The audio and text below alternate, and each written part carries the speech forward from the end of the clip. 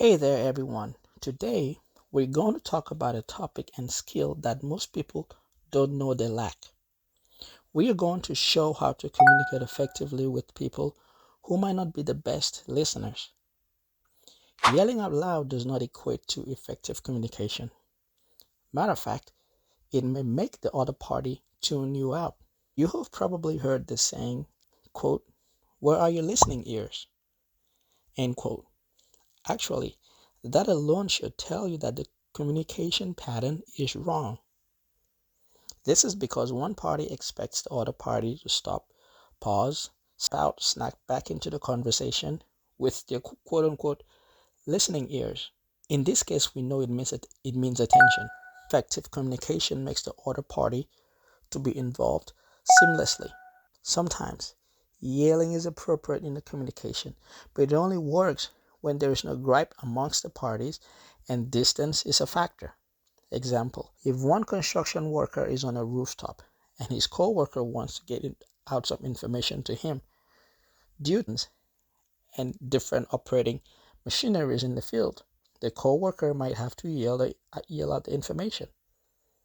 But if the same co-worker yells out the same information when the worker is within arm's length in a quiet room, then that might create a different type of vibe. So you have probably heard the saying that communication is a two-way street. Let's simplify it further by using the street metaphor. There are many real-life streets. We have crowded or busy streets. We have multiple lane streets. We have single lane streets. We have closed streets. We have streets under construction. We have neighborhood streets. So based on what street we are in at any given time, we tend to travel with a proper amount of caution.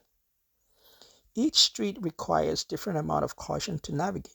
Based on the examples above, a multiple lane street tends to require the least amount of caution during travel because the driver tends to remain in his or her lane. These types of lane are easier to use if each lane is clearly marked.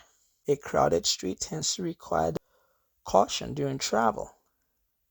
While traveling through a neighborhood street, users tend to watch out for people that may live there who may be crossing the road. Let's apply same street metaphor to communication. During communication, you have to navigate cautiously. You are the person initiating the conversation, so try to direct the conversation. Remember, I didn't say try to be in control. You have to make sure the other party knows what you're talking about. This is called effective communication. This is achieved if the receiver can clearly hear you and understand your language or means of communication. Remember, communication language can be verbal or nonverbal. For example, you cannot use extensive grammar or sarcasm for younger kids whose vocabulary might not yet be extensively developed. Other examples, do not say, "Take out the trash later." You want to say, "Don't forget to take out the trash." This method gives the receiver some power, the appearance of trust and confidence will carry out the task within a reasonable time frame that they can decide.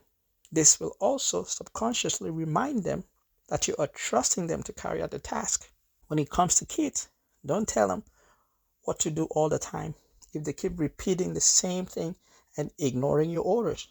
For example, tell them once or maybe a few times, "Keep your feet off the seat." Quote. But if you notice that said behavior constantly happens, then you have to make them perform the task by making them become part of the conversation. So next time they have the feet on the sofa, you might say, "Where does our feet belong?" Quote. Remember, I didn't say, "Where does your feet?" Because it lets the kid know that this task is applicable to everyone, including the person giving the orders. Body language is important. Ensure that the kid is looking at you as you ask the question. Then look at the kid, then look at the ground emphatically with your eyes as you ask the question. You may repeat this exercise multiple times. In this case, you are indirectly showing that they need to place their feet on the ground by you looking at the ground and looking at them. This nonverbal body language is more powerful than you keep repeating and telling them to keep their feet off the sofa. Constantly repeating an order or demand can lead to common fatigue, and after a while, the kid or individual might tune you out. But someone cannot tune you out if they are part of doing the task or conversation. If the kid has to stop what they're doing and place on the ground, then you have the attention, and that is a great opportunity to give them more information. Now, adding more information at this time might work well for a kid. You have to try to refrain from doing that in case of an adult until later time, because an adult may end up thinking you are treating them like a kid if you appear to chastise them and give them more orders at that time. This might derail your whole goal if that's the case. In case of an adult, you may take a pause and come back later. You also have to remember that you have to separate your OCD from realistic expectations. For example, if you like the candle placed at the edge of the table close to the flower vase, and you also like books placed by the edge of the table on top of a table mat, it might be your personal preference. So for that at all times might be difficult for some people. Let me explain. If you want the feet off the sofa, that is cleanliness and benefits everyone. So everyone might be on the same page. But if you want books placed by the edge of the, then your partner might want it in the middle of the table. Now, if you yell at your partner for leaving the book, they might move the time. But on a different day, when you're not present, they might place it back in the middle. Now, if you keep emphasizing about the need of books being placed by the edge of the table, then your partner say you like, and that may interfere with positive and effective communication. So when you communicate, make sure you emphasize the reason and always add the reason and not just say you want the books placed here or there. You may say, I prefer the books by the edge of the table because I don't want to knock it down, spill on it, etc. And you may add, thank you for being a good partner. Now, if your partner doesn't buy that idea, then you have to ask yourself, is that a deal breaker? This is still part of conversation. You have to be as well and know when to let go. Another way to get your kids to listen to you and sit down as you have requested is this. Do not say it's time to sit down. Rather say it's time to rest our bodies. The word rest automatically triggers the kid to try to settle down. Rest tends to mean stop or pause. Don't say go clean your room. You also don't want to say go pick up your room. You want to say go pick up the toy car, Barbie doll, and books in your room. These are specific tasks. The kid will not only pick up the toy car and their books in the room, they will pick up the rest of the toys as well in general. They will also pick up other items like clothing. The reason this will work is because in the past, you have probably picked up the room with your kids present and you have told them what to pick up in the past. So by you framing the order this way, they will already know what you mean. The initial goal is for them to get up and go. Open-ended questions are important. Avoid being directly in control, as it may make the other person tend not to listen. Instead of asking, do you agree with this? You can say, what's your opinion of this? Instead of saying, is it okay if we buy a red chair?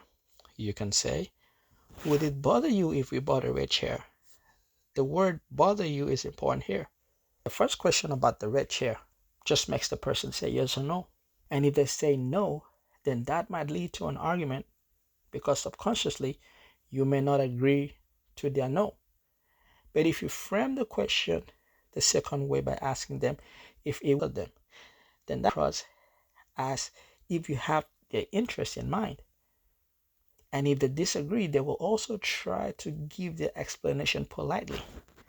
And because they are being polite in their feedback and explanation, then that might place you in a good mood to accept their reason. Argument, therefore, eliminated.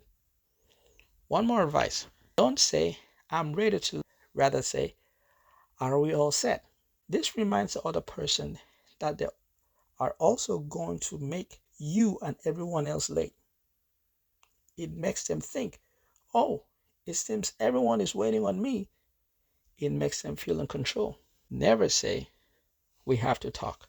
If you want to know what to say, please comment with hashtag response in your comment, and I will make another video.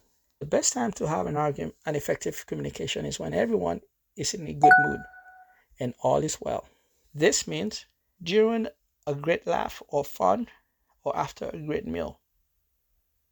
The other party is usually more open to, yes, there's a risk of quote unquote spoiling the mood, but the mood cannot be spoiled because you guys have already completed the task, like finished with eating, completed a movie, etc.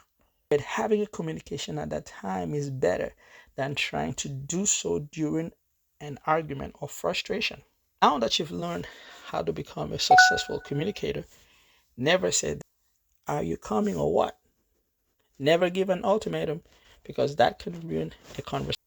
For many people, they will tend to say no or go in the opposite direction of what you're asking. Finally, I hope you have been able to learn effective and easier ways to communicate.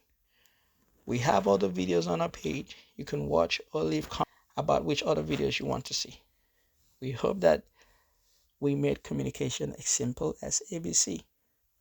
Please like, share, and comment. Thank you.